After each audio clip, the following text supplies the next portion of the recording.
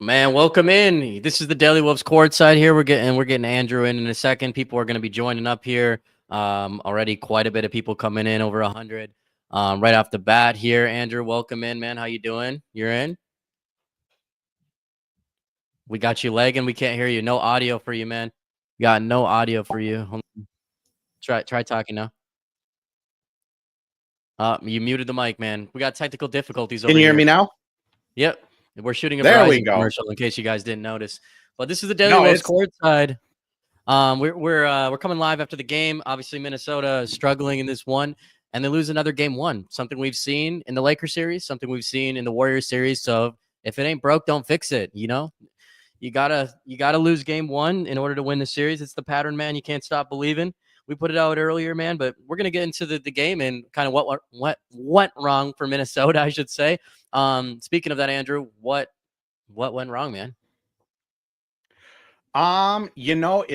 it's kind of an amalgamation of everything, which Yeah, I mean, it's one thing if you're going to turn the ball over 19 times in a game, 14 times in the first half. So at least they won, the second half they only turned it over 5 times.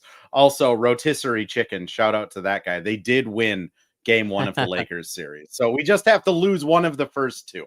But in a grander scheme of things, I mean, they just could not shoot. And unfortunately, we see this with Boston last year in their championship run. We saw with the James Harden Houston teams. When you are a team that really focuses on the three ball, sometimes it's just not going to go in.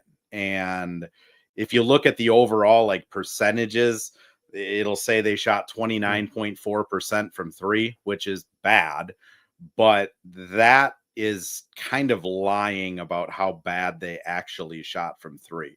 I mean, Randall was 5 from 6. If you take Randall out, Dante 3 of 12, Nikhil 2 of 9, Ant 3 of 8, Mike Conley 1 of 5. It was just a bad 3-point shooting night.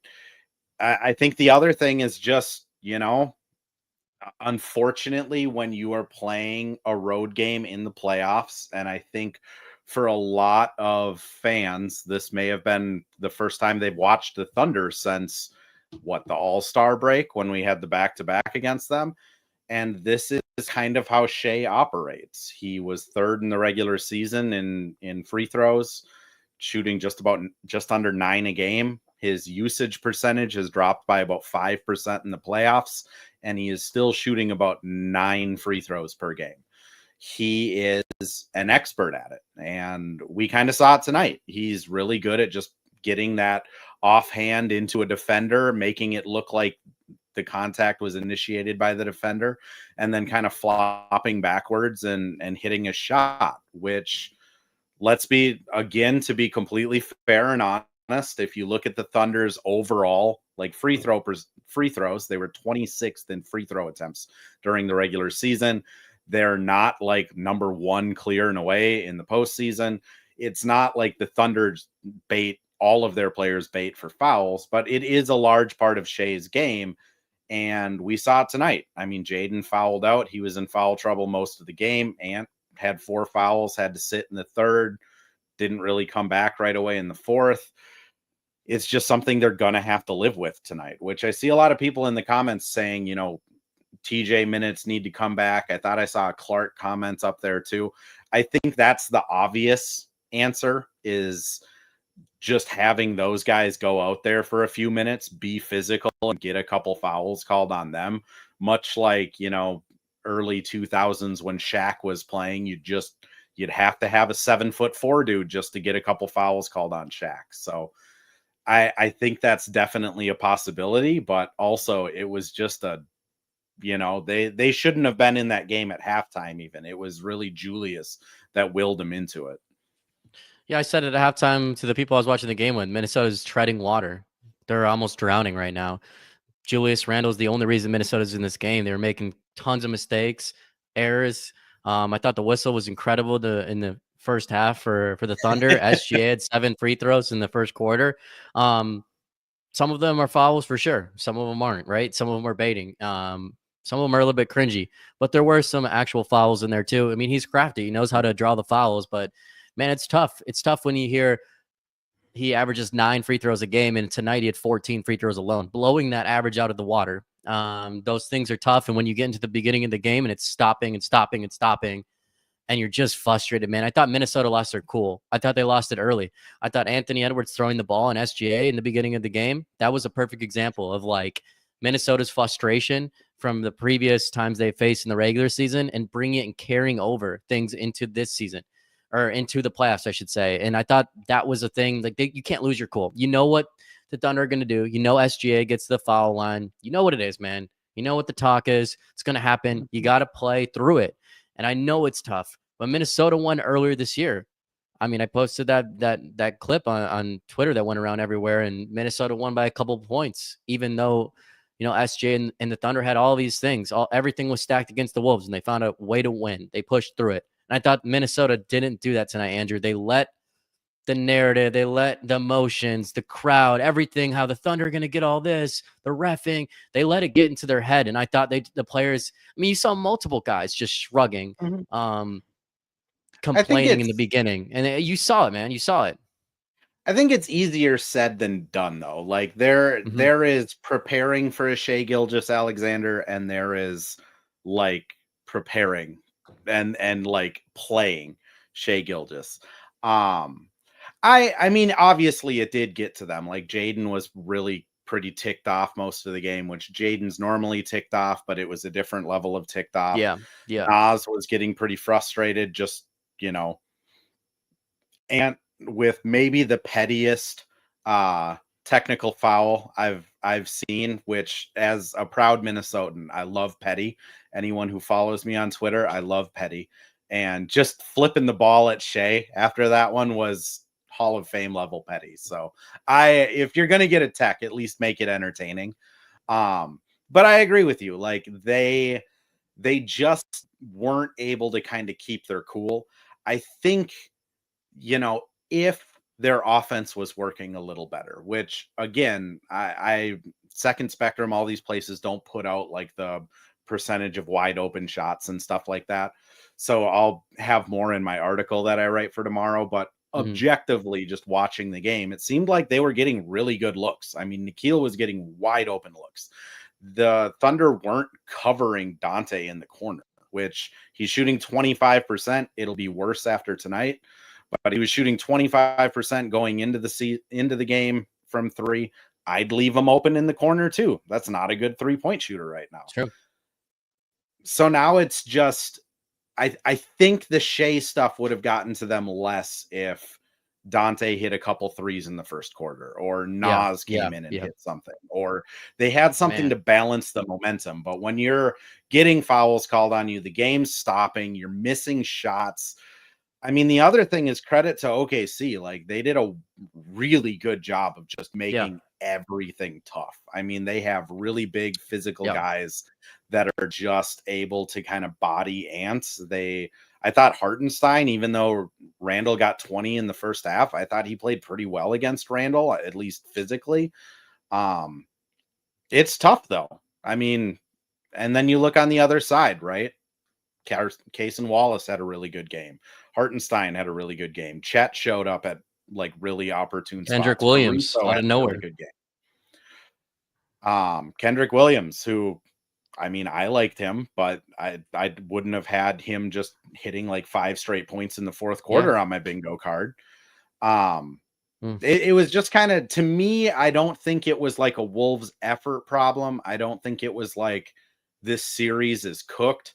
I think it's much more of this is going to be a 7-game series, and now it's on Finch. He's going to have to make adjustments, which that'll be the fun part. We see him play on Thursday, and we'll see what those adjustments are.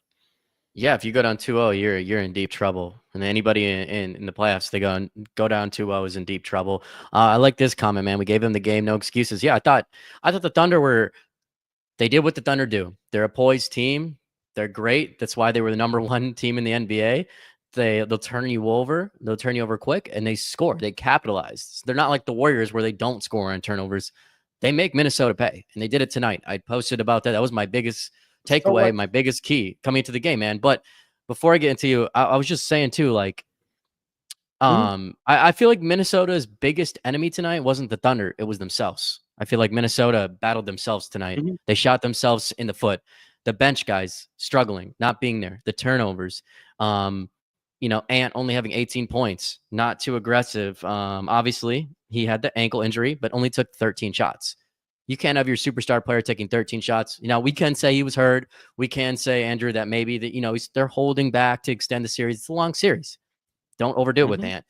He's probably playing gingered up. So yeah, but like all those things, I feel like Minnesota really battled against themselves in this game, man.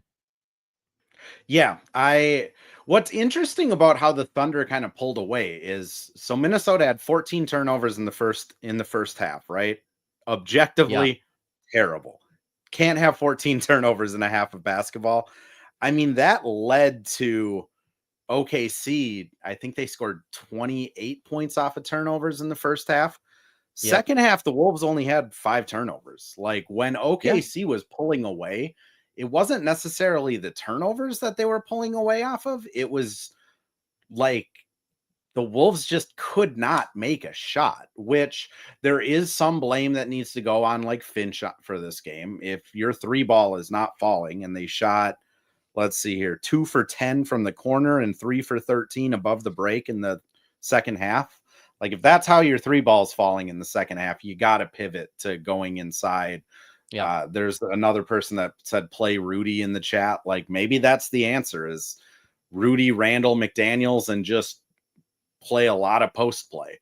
But if you got to hit shots at the end of the day, that's what this game, my analysis of it is, you got to hit shots. I think Ant, if we go down the Ant road, like it was a weird Ant game. I don't know so weird how hurt he is. I don't know how much that ankle affected him. I don't know how much the last time he got stepped on affected him. I know, like from covering the team and being in the locker room, being at practices, like everyone acknowledges he's banged up, but everyone is now. I'm sure Shea's dealing with something too.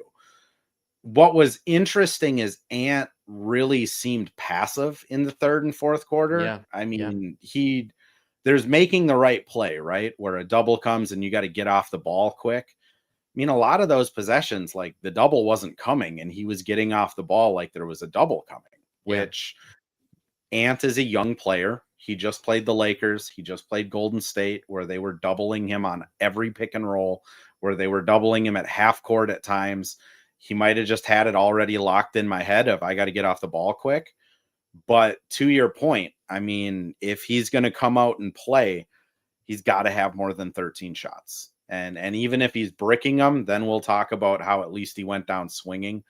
But it was just a tough Ant night. And the one thing I've learned covering him this season is Ant is probably not going to have a second night like that in a row. He hasn't all season. He's going to come out and everyone that's in the live right now, he's going to say some probably really dumb stuff in the post-game press conference because he normally says things dumb like immediately after a game before he has a chance to sit and reflect and watch film and like go over it. So anything he says tonight, disregard. And then tomorrow he'll have some more insightful quotes about like what he needs to do better and things like that. Yeah, I thought the whole thing earlier when I brought up of him getting caught up in the emotions, the feels, the throwing the ball at SGA, the technical. You like to see the competitive side for sure, man. You do. But I thought that just was like an avalanche of like everyone follows you. You're this superstar leader. You saw the frustration go down the line. I thought it started with Rudy Gobert getting those 2 early foul calls in like a minute span. I mean, that alone like set off. That was kind of the weird like set off of the Timberwolves just in general. Then Ant gets that call. Then he, I think he drives to the hoop, does this like spin move, totally gets fouled, like easily a foul call, an elite spin move, and they don't call it. And then he kind of like lays on the ground, and there's all these just things, man. And it's the body language of the Wolves and Dante complaining because he didn't get a call, and Naz Reid shrugging, man, Jaden walking around.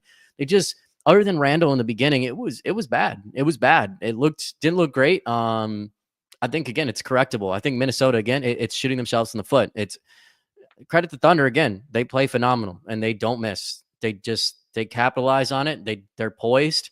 They came to play, and the home crowd for the Thunder was loud and was in there. And obviously, we know the fans, when it comes back to Minnesota, it's going to be loud here too. You got to win the next game if you're the Timberwolves, because you go back 1-1. You got to feel pretty good after that rough game one, and if you can do that and you can come back to Minnesota, I mean, the series is wide open. There's anything can happen, man, but you can't go down 2-0. So now the pressure's on Minnesota. We'll see how they adjust, like you said, with Anthony Edwards, because his game was just it was weird, horrible, man. It was weird. It was weird. It was weird. Didn't expect it. Didn't expect the game. But we could say the same thing. SGA didn't have like an insane game either. He kind of was all over the place in certain parts too. But I think if you're Anthony Edwards, you got to step up. Also, Julius Randle having 20 points in the first half. Incredible. Put the team on his back, carried us. Only 8 points in the second half. Most of the points came later in the game. He was quiet in the third quarter. He was basically absent. You can't do that either. We've seen it in the Lakers series. We've seen it in the Warriors, where they come out in the second half and Anthony Edwards and Julius Randle put their foot on the gas, step on the throat of the opponent, and those two changed the complexion of a game. I thought they didn't do that in this game. Anthony Edwards and Julius Randle were MIA in the third quarter. You see why the Minnesota Timberwolves ended up losing this game, man. Starts with their leaders.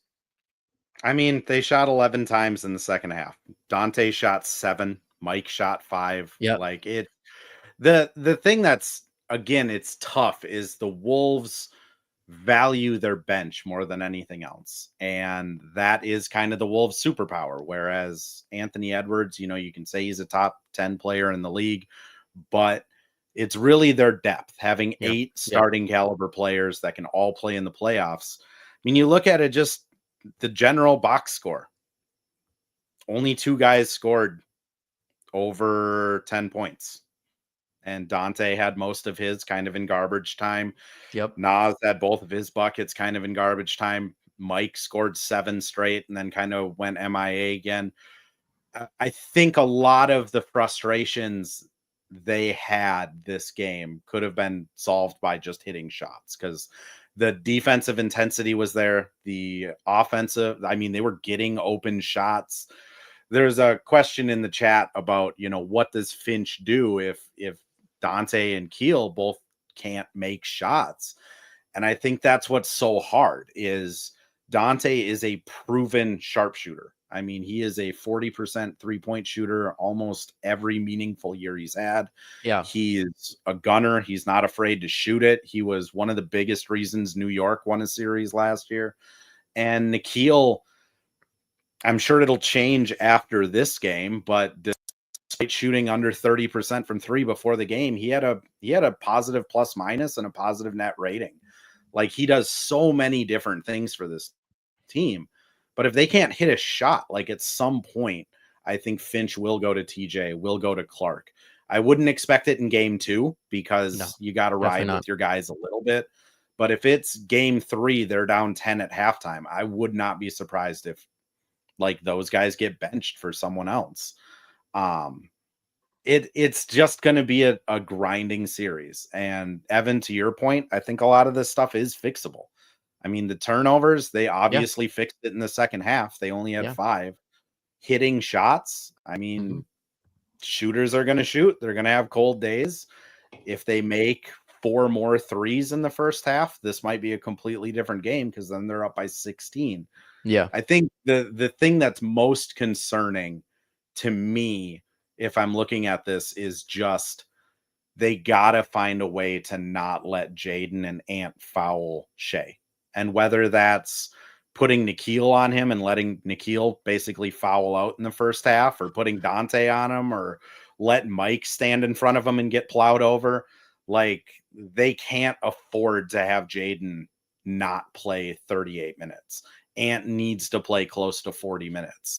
And that's a tactical thing. Like, that's going to come down to Finch, because if Jaden's guarding Shea, Shea is going to get fouls on Jaden. If Ant's guarding Shea, Shea's going to get fouls called on Ant. So it's, how do the Wolves mitigate that so they're not kicking themselves in the face?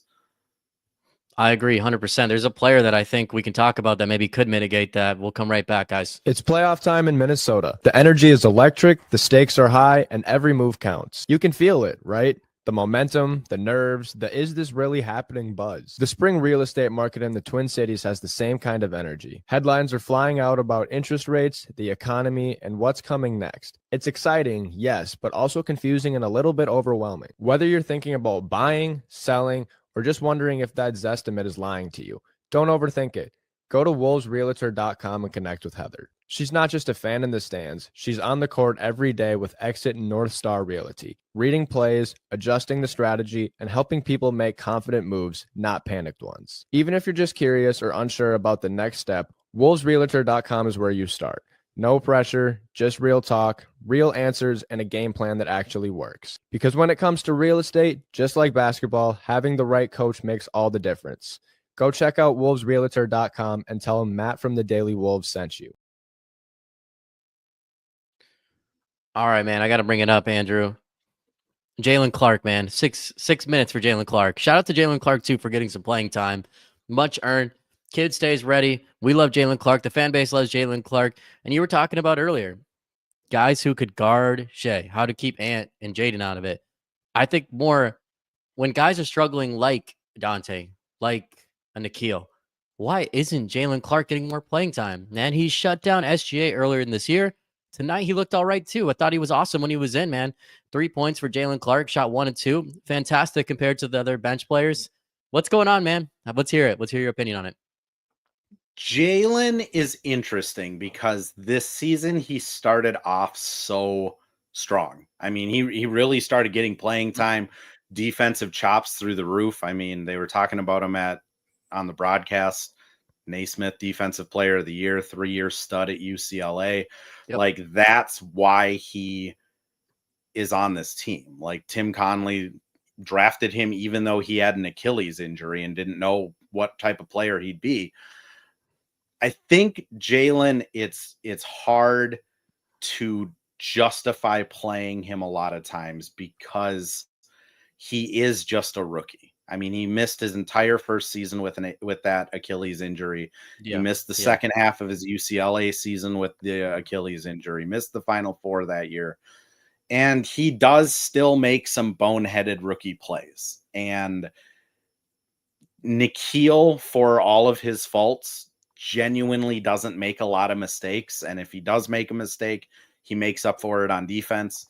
Dante, again, genuinely doesn't make a lot of mistakes. Like, let's be honest, he was just chucking tonight, trying to get it going. So weird. But then you also see him get a block in the fourth quarter, and you see him guy over 3 guys for an offensive rebound or get his steal. Like, both of those guys do so much, like, to kind of flip their poor shooting nights. Yeah. Whereas Jaylen isn't really a proven shooter. I mean, he was never a good shooter in college. This year, he's been fine from 3, but I think the fear is, you're putting him in a playoff series. If he gets 2 shots, is he going to just psych himself out and they're automatic bricks? And then he does have a propensity to just make kind of boneheaded turnovers, which is fine. It is nothing against Jaylen Clark. He is a rookie in this league. I think he's going to have a long career, but that's what happens when you're a young guy. It's the same thing with TJ. Like, I really like TJ. I think he is going to be like a bona fide stud in this league. Watching him work out in practice, he is so gifted. His assisted turnover ratio in college was almost 1. I mean, you can't have a guy like that out there against a team that's going to be hunting for turnovers. It's just not yet. Again, game 2, I don't think we'll really see much more of them than the 6 minutes you mentioned. But game 3, game 4, I think that's when you just start throwing stuff at the wall to see what you have. And that's when you probably see them if it's not tied 1-1. There was someone in the chat here that just mentioned, what adjustments do you think, other than just hitting shots, do you think they'll have for game 2? I'll throw that one over to you, Evan, and then I'll answer it too. Involving Rudy Gobert more. I think they didn't involve him a ton in an early game. I thought, I will say this too. Gobert definitely fumbled the ball when he had some opportunities in the beginning too. It's just it's Gobert's fault too, right? But I think getting Gobert going, we've seen it so many times. We can just repeat it. It's crucial for the Timberwolves. You get him going early, you get him involved. Gobert feels like he's a part of the team. he gets this adrenaline rush or whatnot, and he becomes this two-way superstar and to an extent, right? That's your guy who's going to get you 10 points a game, but play that all NBA defense, I think, and get you rebounds, man. I mean, good God, I thought we, Gobert could have been better on the board. So you need that from Gobert. You need that toughness. You need the no fouls, like the early game, getting him taken out of the game. That probably wasn't great for Gobert, but I think getting Rudy involved is huge for Minnesota. And then obviously Anthony Edwards, man, he's got to come out. He's got to prove why he's on the biggest stage. He's in the West Finals. He talked about it last year about being back. You are back. You don't get these cracks all the time. This is the second time in 20 years the franchise has been here. Don't take it for granted just because you've been in multiple times. It's not that easy. A good team doesn't come around that often. Hopefully these young guys don't take it for granted. But Anthony Edwards, you got to come out, man. You got to perform. They're saying Shea's MVP over you. You got to remember that. You got to take that and you got to bring in the fire, man, and prove yourself why you're better, why you should be the MVP. You should be in the talks with SGA every single year. You're the face of the league. You're the next guy. How you take this team to the finals at age 23. I mean, it's all on the table, man. It's right there. And if you were going to go through the Nuggets, they wouldn't give you credit. Minnesota would have got no credit if they went through the Nuggets banged up. Gordon's hurt. No Steph Curry. Luka's hurt. LeBron's hurt. Reeves is hurt. All this stuff, all the narratives, right? I think Minnesota earns it if they go through the Thunder. And so that's something I wanted to bring up on this podcast too is, side note, but, Minnesota facing the Thunder and is going up against the best team in the NBA. One of the best teams all time roster-wise. This isn't just one of the best teams of this season. This is one of the best rosters we've ever seen in the NBA. They're fantastic all over the board, man. And then obviously playing against SGA, a young star with you, an MVP who's he's obviously going to win the MVP.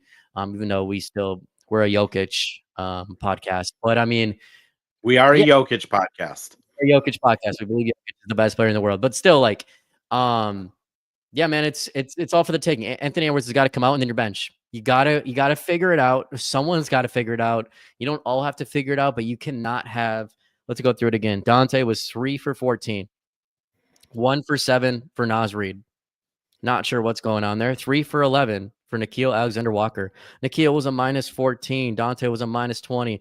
Naz Reid was a minus 21. That cannot happen. I talked about it. We were at I was at the Flagrant Howls. Shout out them, by the way. Shout out Phil Mackey, all the guys over at Score North. I was at their event the other day, and I brought that up, how I'm concerned over the bench.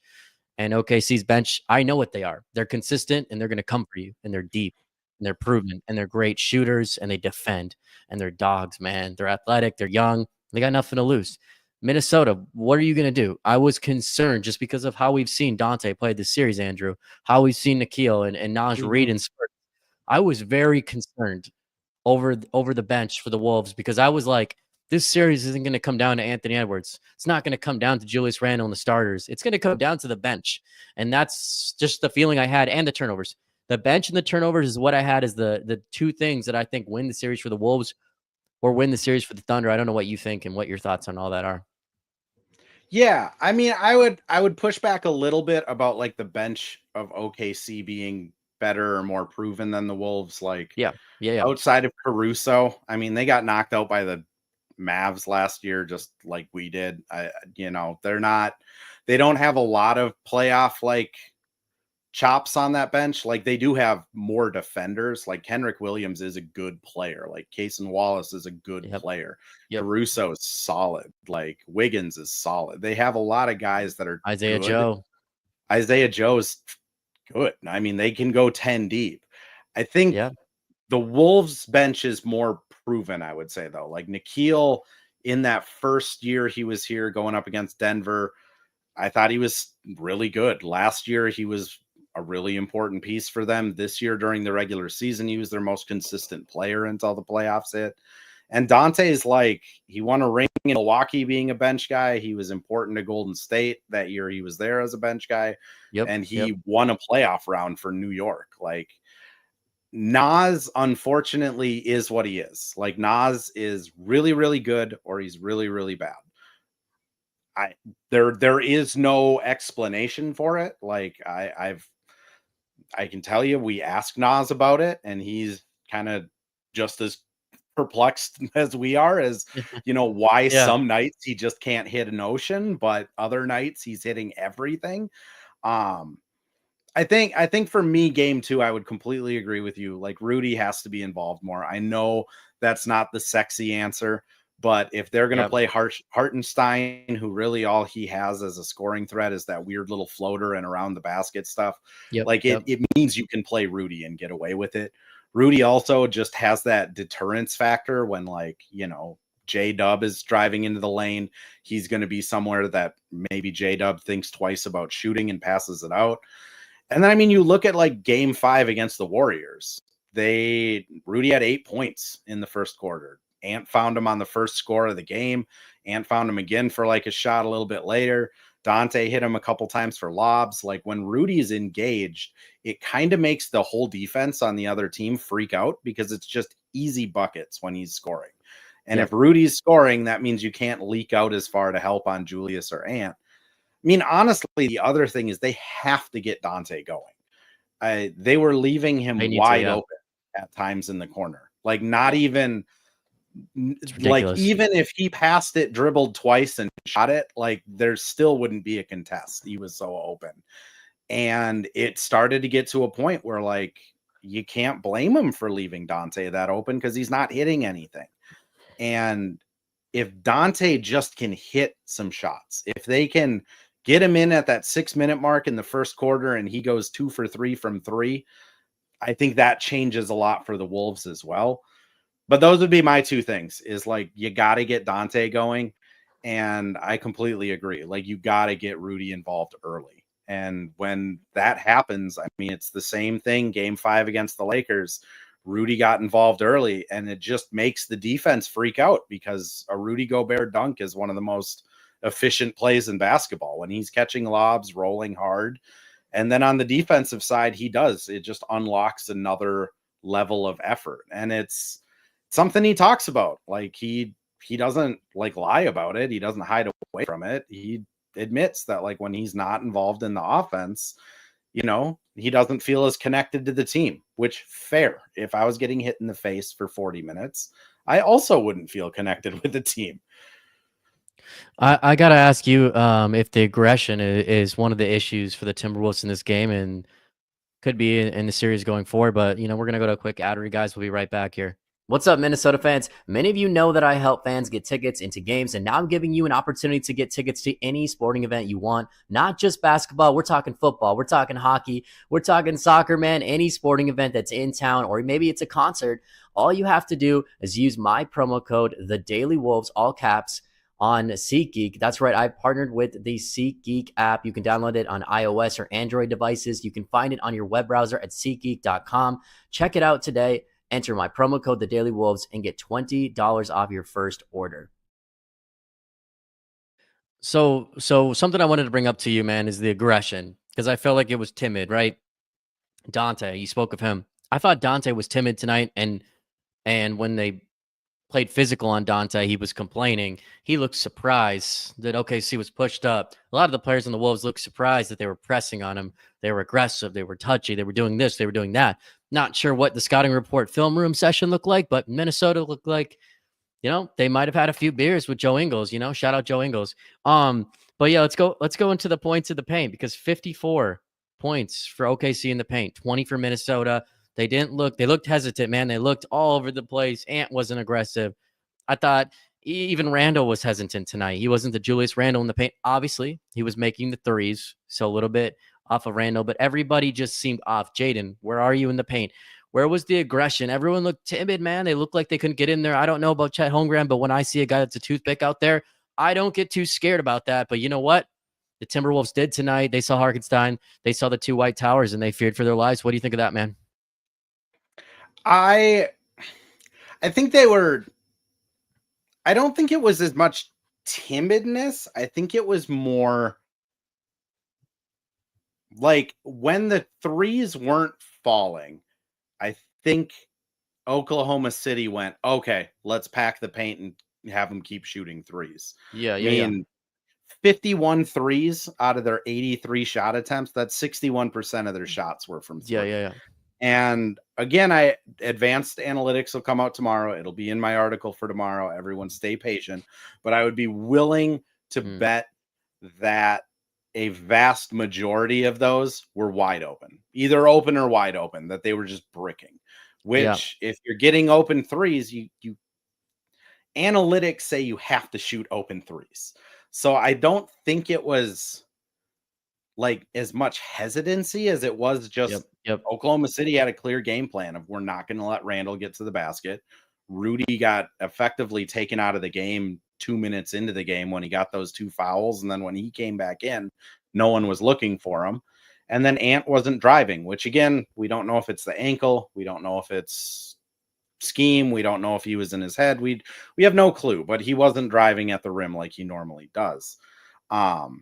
The other thing is, I think a lot of the looking at the refs and complaining was Minnesota, the last 2 series have been able to come in and really just kind of punch the other team in the mouth and set that physicality right away. And I think they tried to do that again with Rudy bumping around, with Ant bumping around, Jaden getting kind of handsy. And the refs called every single one of those fouls. And then on the other end, they were being bumped and they were getting pushed off their spots. And Oklahoma City didn't get called for really any of those things, which some of that is not just Oklahoma City foul bait, all that stuff aside. They are the home playoff team for game 1. Like, look at historical playoff stuff. Like, home team always shoots more free throws. I thought the officiating got better as the game went on, but until the fourth quarter stuff, that was pretty rough. But anyways, irregardless, I think it was just, like I said earlier, I think it's just really, they were frustrated with the whistle. Mm-hmm. None of their shots were falling. And then when you're getting smacked around, I mean, there's that one play in the first quarter where Ant got smacked in the face and literally turned to the ref mid play after he got off the ball and was like, I got hit in the face, dude. And there's just, I think it's easy to just say they need to be more focused. They need to be more locked in. I think it's really hard when you have that many fans at a stadium going nuts. Shots aren't falling. You're not getting the calls. And then on the other end, everything's being called. It just gets really, really tough. Again, the positive to take from this team or from this game though is Anthony Edwards had a bad game. Randall had a good first half, but other than Randall, no one had a good first half. Mike led the team in plus minus at +5, and he had an objectively bad game. The bench was terrible. Jaden barely was able to play, and when he did, he wasn't very good. And they had a shot at this game until about 6 minutes left when OKC kind of put on the gas and took off with it. So I think there's a lot of positives to take from it. I do think though, Finch is going to have to do some adjustments on making sure his guys aren't in foul trouble, making sure that if they're just bricking every 3, they start going inside, and just trying to be a little bit more disciplined on just when something isn't working, you don't need to force it. And they have so many good athletes on this team. They could have tried getting to the rim a lot more in the second half. Yeah, you got to change some things up. You got to figure it out. That's why it's a game 1. There's a 7-game series.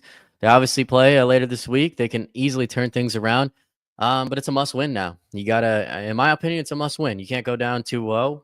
Statistics, again, they're not favorable when you go down 2-0 in a series. Just is what it is, man. But I think Minnesota sometimes plays good against when their back's against the wall, when they have a bad game. Can they rebound? You're going to get to go see all the national media now, what they're going to say of you, what's been said of everybody. Figure it out, man. Regroup and come out and hopefully in the next game, Chris and the guys can regroup. I think one of the things they got to bring into next game, Andrew, is you got to play till the whistle. If you don't hear no whistle, no excuse, man. No bitching. There ain't no bitching. You cannot complain if you're an NBA player. At this point, you're in the Western Conference Finals. You cannot complain. You know what you're going up against again. You know that it's the Thunder. You know it's SGA. You know the refs. All this stuff, they can say what they want to say, but you cannot complain. You play till the final whistle. If they're going to let you get away with physicality, implement it. Hit it up. Go for it. Touch them. Force them. Be physical. Drive it in. If they ain't calling stuff, go for it. And on the other end, think if that's you're the getting tough touched part, too, though, though, but you is can't they say that were because if they're not calling it, you can't. If like first of all, like Ant complaining, he could have like got the ball back at a certain play in this game. I'm not going to bring up quite exactly what the play is, but like that's an example of like they didn't call the whistle. So instead of putting your arms up and complaining when the ball's right next to you, you could have grabbed it. But that's the thing. Those are the little things, man. You cannot do those things. You can't just say, well, it's hard to say because of this or it's hard because of that. Okay, cool. That's just what it is. If it's going to snow, Andrew, and you got to go to work tomorrow and you got to be at work at 9 a.m. and you know it's going to snow, you got to leave earlier, right? You don't I just will say, I leave promise the I will be same. late to work that day. But you cannot. But if your job was on the line, if your job was on the line for something, I let's just think say your job was on the I line, think you that's can't the just say, issue, I'm going to leave though. the same time, man. You have I to think that's the account for that, issue, man. though, is it's a game 1 of a 7-game series, and some of this is lobbying. Yeah, but I mean, you know When what I this mean? You stuff can't do that. happens, You can't do that, though. You're a professional athlete in the Western Conference Finals, man. did We're you over watch that. last year's Western Conference Finals? Like, Luka did the same thing, and they ended up winning it in 5. Like, It's okay. I'm not saying Don't let the emotions get you. I Though. would list the Wolves complaining about fouls as probably the 7th thing that caused this loss. I would say Yeah, I'm number not saying 1 they lost because I of would it. say I'm saying you number got to 1, fix it. Dante needs to shoot better. Like, he was chucking shots like Yeah. he was Yeah. like he was on fire, and he shot, what, 2 for 12, I think was the final number. My phone died on me. I think number 2, they gotta find a way to not foul. Like, you can't have Jaden and Ant in foul trouble. 3 is that first half of turnovers. 4, they gotta build a lead and keep it. Like, they should have been up by 10 at halftime. There's just so many boneheaded plays that just deteriorated it. Some of them Yeah. were just like picked off. I think Nikhil is probably, I think I'm at 5. I'd say Nikhil bricking a lot of shots, couple bad turnovers. Ant, I think, is probably higher up there, just his general importance. Like, I Yeah. think when I'm looking at this game and watching it and kind of talking to people Yeah. throughout the game, I thought the effort level was there. And I thought the focus was there until about midway through the third, when they just still weren't hitting anything. Mm. And that's why I say, like, it's hard to say, like, you just got to lock in more, because if they would have locked in more, they still would have lost. I think in a game like that, there's going to be a lot of film that Finch, C. Hines, Pablo, all of those guys, Mike and Nori can go and show these guys. They're going to watch the film, probably be really embarrassed because, like, they get yelled at and screamed at in film sessions. And then if they come out the same thing in game 2, then, like, yes, completely agree. Like, this is a big issue. But, like, in one game out of a 7-game series, it's just going to happen. Like, I guarantee you Oklahoma City is going to lose a game because they lose their emotions too.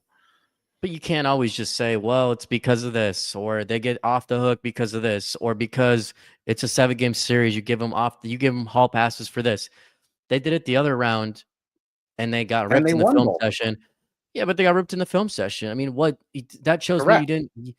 But, like, did you change anything when you came into this series? You didn't. You had the multiple days off, more days off, and you still did it. You still came in and you did what they did. I know. So what would you have done differently? I mean, I don't really know. I don't know what goes on outside of it. I don't know what's going on behind the scenes. But, like, now multiple times you've had rest advantage and you come out and you lay an egg in game 1. That's concerning to me. Now, I think you can easily still win the series. You still can. It's right there. I'm not doubting them. But, like, even if they're going to win the series, come on, man. You got to, like, you can't just do it again.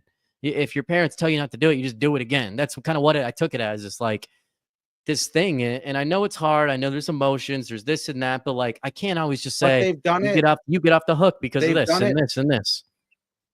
They've done it the entire season.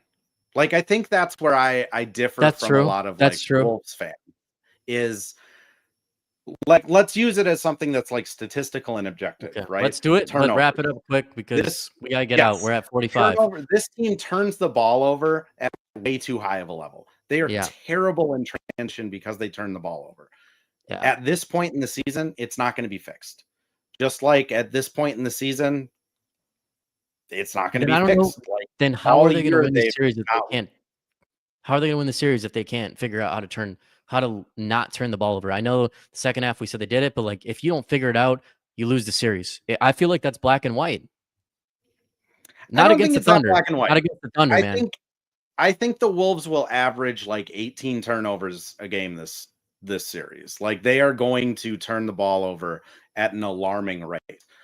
But again, they had 5 in the second half, and that's when they got blown out. When they were locked That's in, true. playing good defense, getting good shots, had 14 in the first half. Yeah. They were up Yeah. at halftime. Like if their defense rises and they're able to hit shots like they have proven all year they can do, I think they win it. I think they win the series. I think the turnovers will be the story if they lose the series, but Yeah. Yeah. like they just got to hit shots. They just have to. They literally have to, man. We're gonna get out of here, guys. It's we've kept a lot of people late. A shout out to anyone who's still with us in the live right now, and people who are listening to it in the post game and make it this long in the episode. You're the real ones. You're the real sickos, including myself. The NBA people who just want to know everything about the Minnesota Timberwolves. We're going to be covering everything going forward. This is Daily Wolves Courtside, man. And before we get out of here, if you also sports bet, you can go online. You can download Better on your App Store or iOS device. Go on there, man. Go download Better today. BETR, type that in your app store, start sports betting with it, and we're hooking you guys up with a $77 deposit match on your first deposit by just using our promo code, the Daily SPN, all one word. That's right, the Daily, letter S, letter P, letter N, man. It's that easy. Put it in, take that free stuff, go hit. And my favorite thing, again, they do injury revives, man. Doesn't matter if a player goes out like Anthony Edwards almost did tonight. If he did go out and he did not return, it doesn't matter if he's in your lineup. You still would win it. That's the best part about Better. They give you that security. So no matter what player I'm doing, they do injury revives. So shout out to Better for hooking us up with all that stuff. Check it out today and start sports betting. We appreciate everyone for joining on. And as always, guys, go Wolves. Go Wolves.